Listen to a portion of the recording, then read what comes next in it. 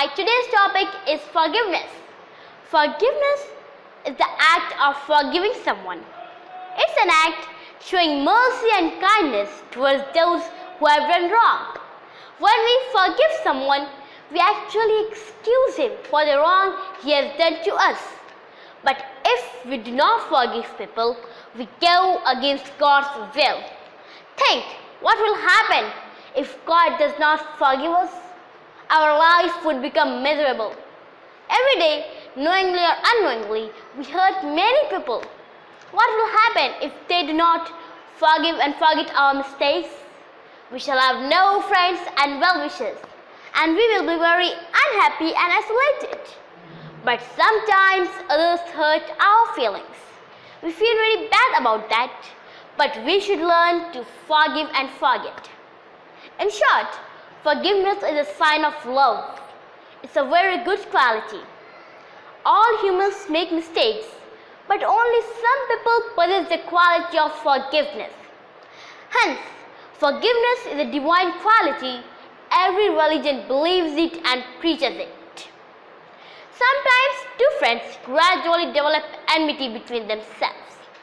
They develop an emotion of anger, which gives rise to a number of evil thoughts. And in turn, these evil thoughts make them blind towards their inner voice. And instead of caring for each other, they harm each other. Hence, we must remember that enmity leads to failures in life. When we make an enemy, we lose our acceptability and respect. We become a dishonored person in the society. But when we forgive and love our enemies, we are accepted and honored both by the enemies and the society. Those people who forget and forgive others' mistakes are kind and loving. They are always cheerful and happy. This is because they have no regrets or resentments in their hearts. But those people who do not forgive and forget others' mistakes are heartless. They are always full of anger and hatred. They do not have a stable mind and live a miserable life. Forgiving saints reminds us of two things. First, when a person realizes that he has went away from God's path, he repents. And second, God hates sin, but he doesn't hate the sinner. God forgives and blesses the one who repents. I'm going to tell you a story based on forgiveness. So the story is about two friends, Joshua and Jacob. They both lived in the same building but studied in different schools. Both of them were in class 10. Joshua was a very intelligent boy. He always stood first in the class. But Jacob, he was more interested in games than studies.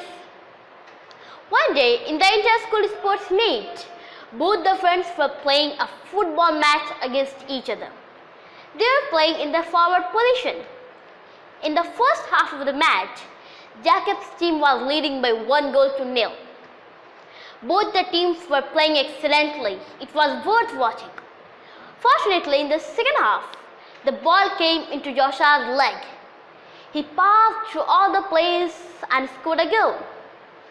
Everyone began to cheer for Joshua, and this made Jacob angry. In order to win the game, he started playing foul game. The ball was under Joshua's control and in Jacob's territory. Joshua was very close to the goalpost when Jacob reached there and pushed Joshua hard. Joshua lost his balance, fell on the ground and fainted. But the referee was unable to see this. And the crowd became angry. It started hooting against Jacob.